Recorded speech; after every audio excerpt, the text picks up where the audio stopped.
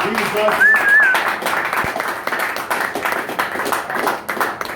was nice enough to decline a commitment from the Marine Corps League to come down and speak to us, and I think that's just huge. That's huge. In my course of the Marine Corps, I met one other Master Gunnery Sergeant, and I think he was up on a cloud somewhere when I saw him. So we're very honored to have you. Thank you very much for coming today. And he's going to say a few words for us, and fabulous. When I first met Mike, Mike's like, what is that? I said, I had a little pen on my hat. I said, you know, my insignia. I said, it's Master Gunny. He said, Master Gunny? I never seen one of those. I said, me either, till I made it. I really had only seen one, and I should have got out of the Marine Corps Lance Corporal some of the stuff I pulled, but I don't know, some generals and people thought some of the stuff I pulled was outstanding along the way. Commander, ladies and gentlemen, friends, family, honor guard, thank you, impressive ceremony. I'm honored to speak to you, and thank you, Commander, for this invitation. This is the best VFW I've ever entered in my life. And I've been all over the world, and I'm not joking about that. Amen. One, I would apologize for not wearing dress blues, but I wore them for 22 years. And I'm wearing my favorite uniform. And when I retired, the Welsh Fusiliers, which I had 6 of them attached to me in Okinawa in 1970, asked me, when I retired, would I send my dress blues to their club. It's called the Red Dragon in Wales. And when I went up there to play them rugby and take a severe ass whooping at rugby, I left my dress blues with them, and they're hanging in their club. But this is my favorite all-time uniform. I don't like the dress uniforms at all. I wore them too many times. I'm from outside of Hazard, Kentucky, a little place called Troublesome Creek. My grandparents, or great-grandparents, were the earliest settlers, and there's a book on that. I'm going to try and be quick, and that's why I've got notes, because Mike wants to get to the hamburgers quick. But I want to say something. My grandfather was killed in the coal mines, but I'm a coal-friendly person. And my friend Melvin Joe, who works in the power plant, hasn't got me my sticker. Ladies and gentlemen, at the end of the Civil War, Union veterans came together to establish Decoration Day to honor the bravery and preserve the memory of fallen soldiers. Today, we make this observant with Memorial Day to remember all Americans from all the wars and conflicts, from the Revolutionary to the wars in Iraq and Afghanistan, who made the ultimate sacrifice for our country. It is our duty to honor them. On this day and every day, by keeping their stories and memories alive, we must also remember to support the families of those that have walked on. That is very important to help those people. It is the veterans who give us religious freedoms. Not the monk, not the preacher, not the pastor, not the pope. It's the veteran.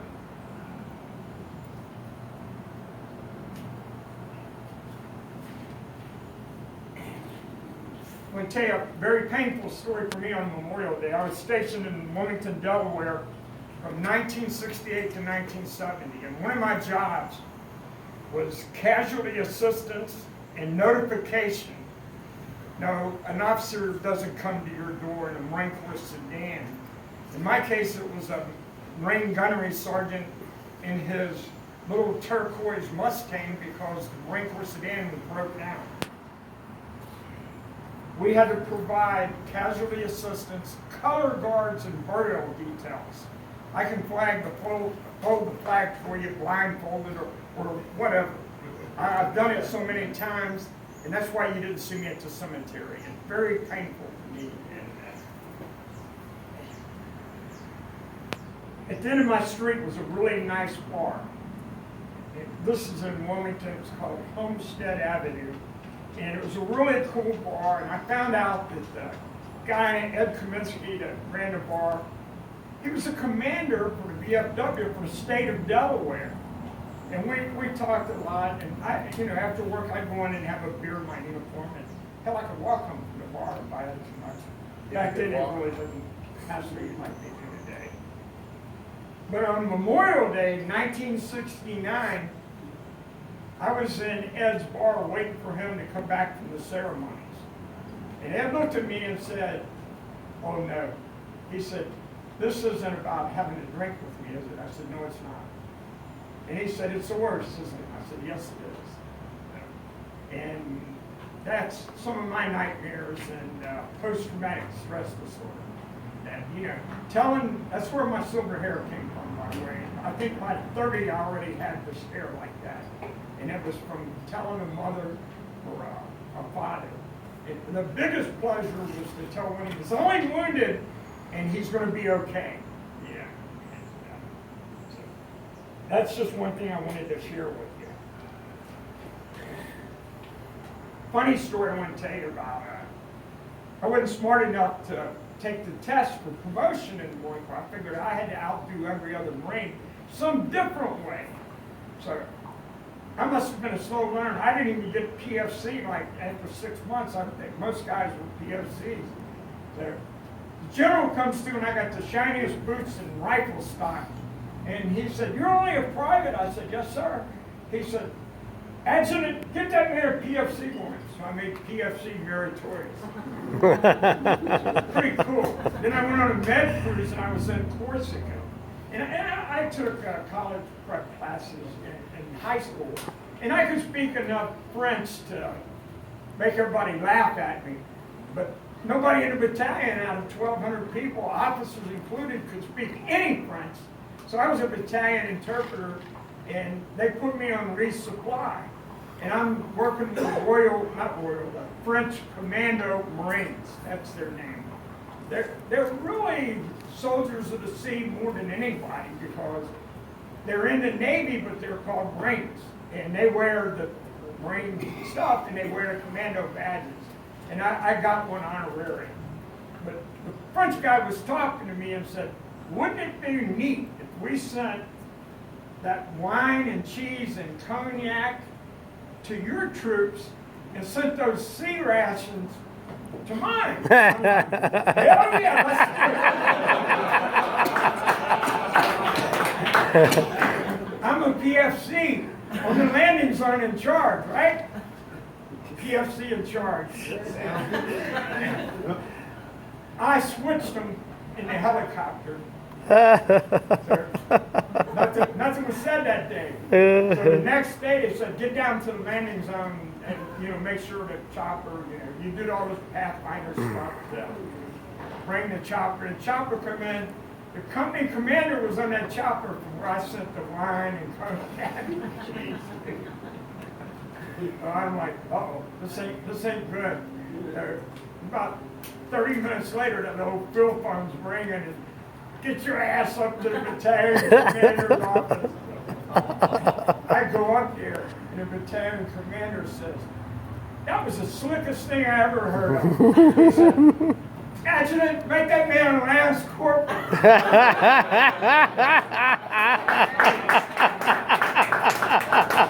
Got another strike without taking a test. We were doing Tent City in Vieques, Puerto Rico. And the captain that ran logistics said, "We got to send our best man for this, Lance Corporal Hudson." So what they did is they said, "Pick a team to go down to Vieques where we're going to fly you down there. And you got like 10 days to set up 200 general purpose tents."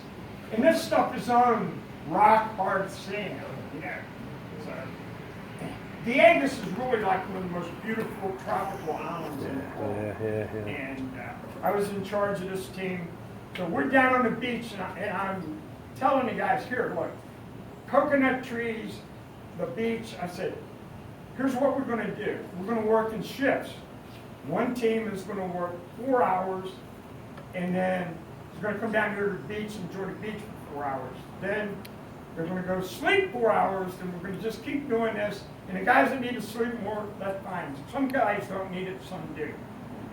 So next day, we've already got like 3 tents set up, and you're working with fire ants too. I don't know how many know what they are. Oh man. I found out after about 500 bites what they were. But this full-bird colonel from the Marine Barracks, Viegas, Puerto Rico, shows up, and he tells my guy, he said, "Where's the lieutenant in charge?" We don't have a lieutenant. Well, who's in charge? Lance Corporal Hudson. So he said, Lance Corporal Hudson. A Lance Corporal in charge of you guys, and we were a minimum number, maybe 7, and they usually have like 14 guys, but we're having a blast. And then guys are going up and they're picking up food at the mess hall. And the colonel says, "You're in charge?" And he said, "What have you got done?" And I showed him. He said, "Oh shit." He said, "You'll have this done in a week." I said, "That was my plan, so we could lay on the beach and have, fun." He said, "I'm going to help you." Every night he sent a bar down to the beach for the guys that weren't working. And I mean, we work hungover sometimes, but we Right on. We're good at that. But he calls out to the ship and wants to speak to the captain in charge of logistics. He said, "When you show up, have a corporal work for this guy." He said, "He's awesome." He said, "You guys will be done a week early." He said, "You can bring the taste." He said, "No, we got the ships already scheduled. We won't be there." And I'm like, he said, "We'll send a helicopter for him." He said, "No, you won't." He said, they're partying with me." He had steel drums put on the beach for us and everything. So the captain flew out and promoted me early for having that done. And then I said, "Wait a minute now, hold on." I said, "I'm getting all the glory here." I said, "How about my men?" Every one of them got promoted 1 rank. Right on. If anybody thinks all these medals and stripes belong to me, you're sadly mistaken. Yeah, A lot of men put their heart and soul into them. And I'm pretty highly decorated, and there's decorations I have that I can't wear. There are certificates of commendation. I have an Army National Guard certificate of appreciation, a Navy certificate of commendation, and my greatest thing in the Marine Corps was I was in special ops. I didn't want to be a supply man. I wanted to be one of the bad guys, like Special Forces or Navy SEALs.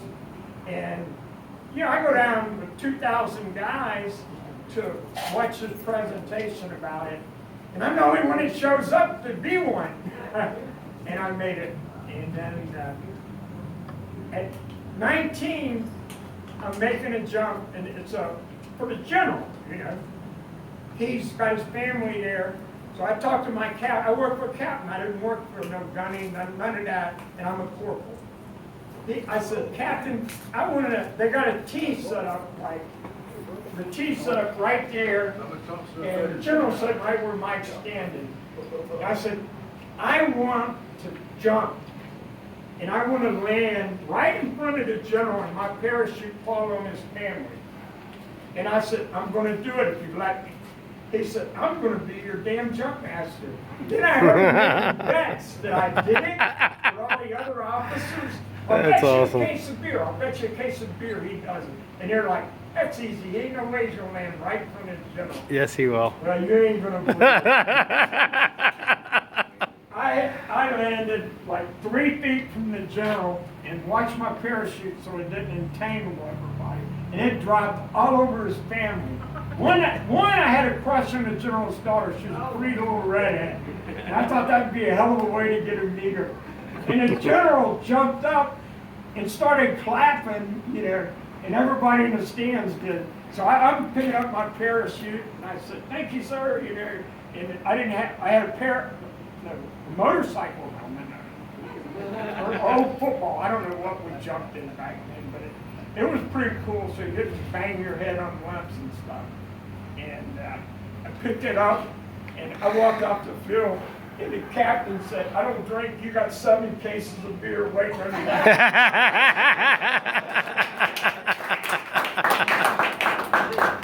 This was on a Friday, and I think it was August. Well, in October, they sent me over for meritorious sergeant. But I'm only 19 years old, and my turn. All these guys are going, "I got this. I'm going to be a sergeant. I'm going to do this. I'm going to do that." So I go in, and the general says, "I know you. I see you in church every now and then." I said, "That's because I'm checking out your beautiful daughters there." Oh, man. I'm not going to lie to you, man. Oh, Beautiful man. daughters. And then he said, "You're the guy that jumped and put the parachute on my family." He said, "That was one of the most skilled acts." He said, "I've watched you guys over there for years." He said, "Nobody's that good." I said, "I'm that lucky." So he was reading my record book and says, "Oh shit, you're only 19 years old." He said, "Let me call the commandant of the Marine Corps." Sir, I'm just honored to be here. I don't care what you do. And he called the commandant, and the commandant said, "There will be no 19-year-old sergeants in the Marine Corps. No teenage sergeants." But this is like October. I turned 20 in December. I was automatically promoted on 1 January. Oh, wow. Promotion went backdated to 12 December. That's awesome. So, Commandant said when he turns 20, give him a meritorious promotion. Yeah. He said, "You only have so many billets," and he said, "You got an extra one just for now." So I thought it was a joke. We were all hung over for New Year's, and the guys moved my stuff out of the barracks and into a sergeant's quarters. And, on Monday morning it was official. The CO promoted me again. But I don't want to, it's not about me. I want to go back to, I lost a lot of good friends on the wall. I can't go see the wall. It's too, the most touching picture of the wall is the guy with his suit, with his jacket threw over his sleeve, with his hand up, and you see all these guys in combat dress on the other side reaching back out of the wall. It's just too overwhelming. I've lost too many friends. And one of them was in special ops with me. There's a book called Carolina Marine. And Judd Spanauer was just too big. He was 6'6" and lean. And just the greatest Marine officer I ever had. One of the greatest. And one of them I actually started with was right here from Lexington, named Nolan J. Wright Jr. And I've lost contact with him. But even the general called him Mr. Wright. And in the Marine Corps, when senior officers call a lieutenant Mr., that means you're good. Another book about the 9th Marines. I was in the 9th Marines in combat in Vietnam. And 3-9 to be exact, is called A Rumor of War. And my granddaughter just did a book report on that and got an A from that.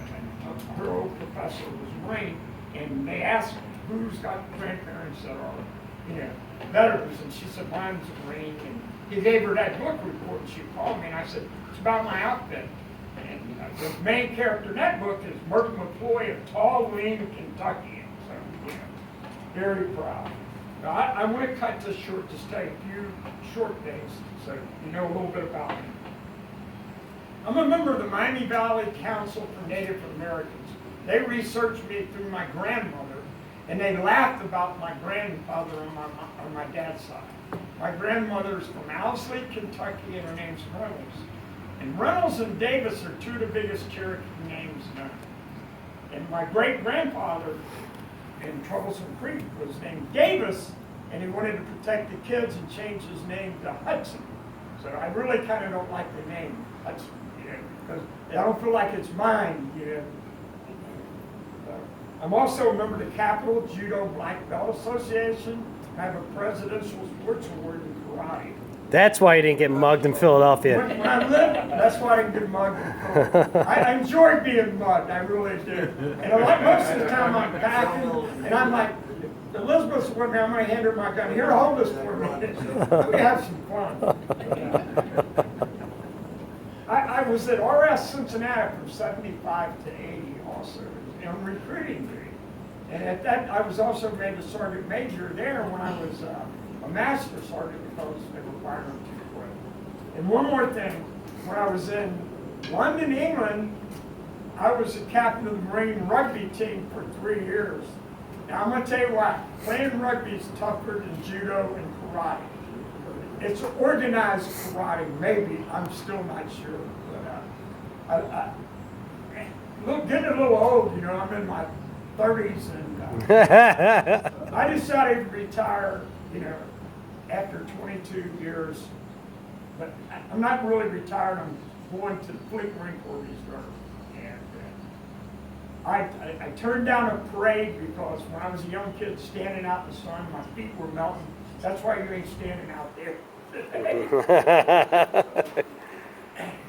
I had to go and tell the Admiral why, and I said, well, I used to hate those old bastards. I didn't know them. I'd shine my shoes, they would melt and everything. And, you know, so I said, I'm not going to have a parade anymore. He said, well, you're just saving me $500,000. I don't care. That's where I retired. But ladies and gentlemen, I want to thank you. I've taken more time than I should have, but I'm honored, really honored, and I love this club. And you'll probably see me here more than once a year. Thank you, Gunny. Thank you. Thank you. Outstanding.